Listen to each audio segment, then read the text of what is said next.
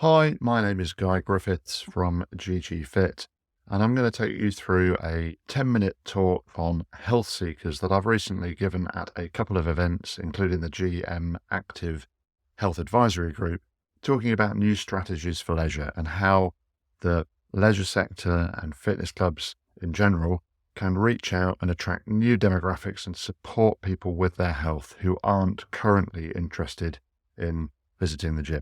So that's what we call health seekers. By way of a quick background, I'm going to talk quickly about the work I've done over the last 16 years on retention, talk about the difference as I see it between health and fitness, and then go into a little bit more detail on health seekers.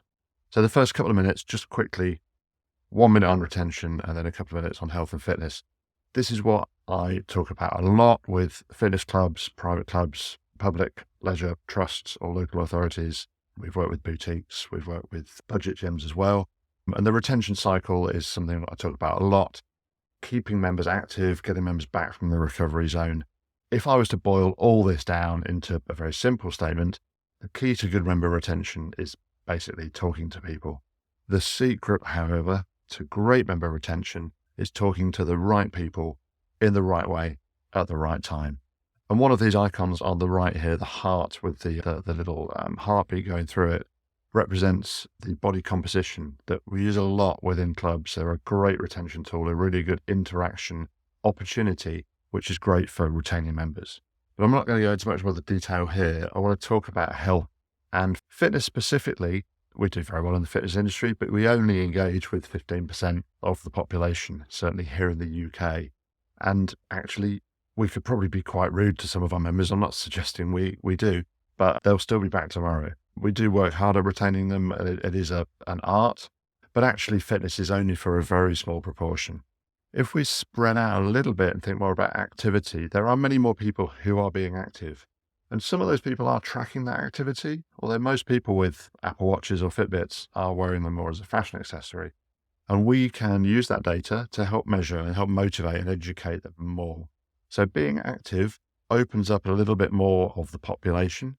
If we then start to think about lifestyle, then really we're getting more into not just movement or activity, but also thinking about nutrition, thinking about rest, recovery, sleep. And these are all things that we, as the fitness industry or leisure industry, can help people with mental as well as physical health through activity, through fitness, but probably not using the word fitness or workout. Then the biggest circle here is health. And the reason it's the biggest circle is because there are 7 out of 10 adults in the UK do want to be healthier. Some of them want to exercise more. They want to eat more healthily though as well. However, there is some good news in terms of people being more active, particularly older adults. I'm reading very lately are becoming more active, but we still need to measure and motivate and educate these people. And that's where we go into this health seeker model. Before I describe how the health seeker model works, I just want to dive back into the retention circle, or it's a pyramid here now, and talk about a 1,000 member club. We often work with nice round numbers. We'll probably have 500 or 600 members who are just regularly visiting the gym. There'll be another 300-400 members who are going to classes, who actually are going to be a lower risk of leaving and will be retained longer. People who do classes stick around longer, basically. And then at the top of the pyramid, people who do personal training are really well retained. And what we do a lot is we try and push people up this pyramid. The more gym members we can get into a class, the more class members we can get to do PT, the longer members stick around. But what we're trying to do now is build on the base of this pyramid and say, actually, there are more people out there who don't necessarily want to join the gym, but are health seekers. And if we can add another 1,000 subscribers on this bottom level with health seeker memberships, it will feed the pyramid, but it's also okay to leave people in that health seeker zone. If they're coming in for a health check each month, visiting your club or your facility once a month, that's fine. They could be paying a subscription for that and getting some very valuable measurement and coaching and support from you and becoming healthier. And these people don't just have to filter into the gym. There could be a whole raft of health seekers that we can support. They could be subscribing, they could be paying monthly or quarterly, or just visiting a few times a year for their health checks. And if we were to spread that membership or subscription member base out, we can build other verticals on here. There's just one example with some remote coaching, some nutrition tips, maybe remote personal training.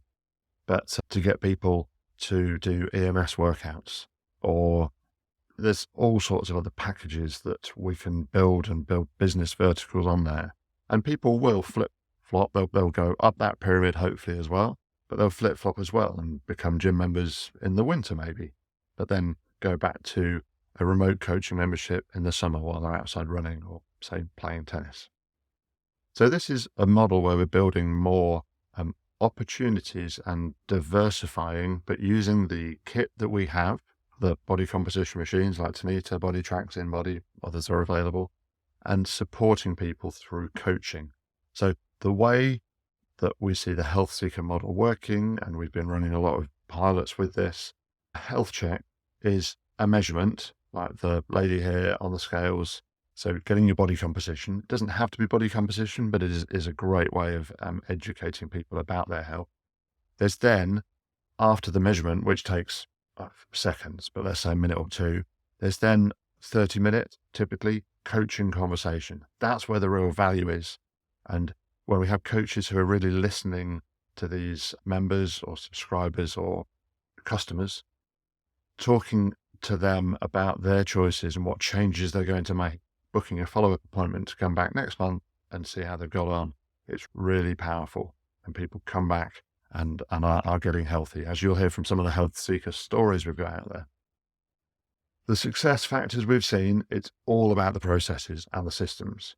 To understand that we are selling something here, we are selling a membership or a subscription, we're interested in retaining and engaging these members. Education is absolutely key. Turning your fitness instructors, if they are up for it, into coaches. So getting them to listen more, understanding how coaching works with things like the GROW model. But it's educating members as well and educating the public about what your fitness facility can offer. It's not just about fitness. It's not burpees and treadmills and kettlebells and classes. We do want to help you with your health. So there's a big education piece there. And finally, the add-ons and the upsells are really important. These services aren't free. They're not complimentary. They are complementary. They fit alongside your current offering, and they fit alongside what your coaches want to offer as well. The important thing we found is not to sell the gym. We're not doing this to get more people into the gym. There will be a natural flow of people coming and joining on a fitness membership further down the line, but it'll probably only be 10-15% of the people who have a health check. The rest will be quite happy running outside or walking or just drinking more water, which is one of my favorite examples.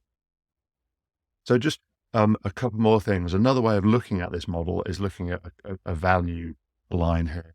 And as well as our fitness memberships and maybe our personal training, at the top there, that high value, we're bringing in health seekers to the club.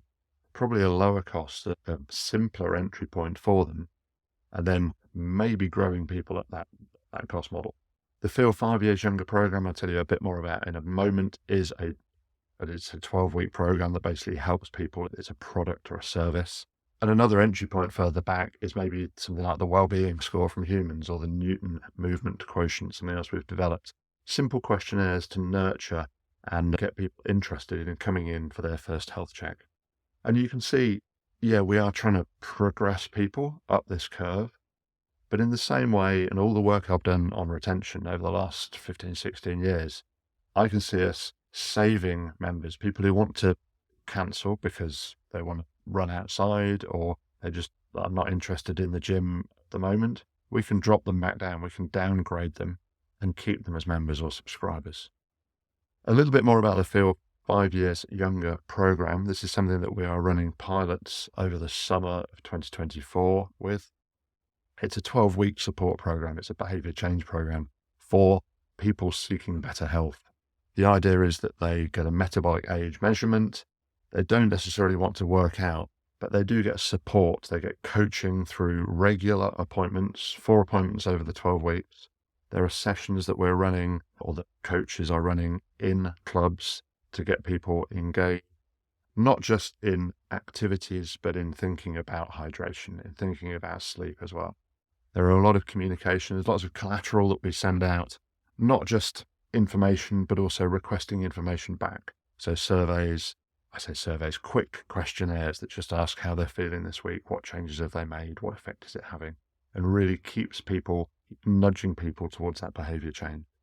Peer groups as well, either in person or on social media, WhatsApp groups, so that there's peer support and accountability. And then, of course, lots of reporting like we've always done with retention, but showing how many people are in the program, where they're at, how they're progressing, if they're likely to turn up to the next meeting or drop out, do they need a call or a nudge or a reminder? But ultimately, how many people are progressing through, what goals are they focusing on? So this is the Feel 5 Years Younger product. It's a program underpinned by various different softwares and systems like referral, other ways of nurturing and getting people in. And it also includes the coaching course that we have with FutureFit. So just a couple of other things to wrap up. Some HealthSeeker member stories here. I'm not going to read them all out. If you want to hear more, go to ggfit.com/healthseekers and you can find out more about that. There's a series of podcasts basically with lots of different stories on there. You can also add your club to a list of places that have body composition and offer health checks. And you can find out more as well there about the FutureFit course that we've developed for HealthSeeker coaches. So any questions, love to hear them. Always keen to hear more HealthSeeker stories or to talk to people about this. If you're interested, then please reach out. You can email me direct, guy@ggfit.com, or as I say, have a look at ggfit.com/healthseekers. Thank you very much for listening. I hope you found this useful.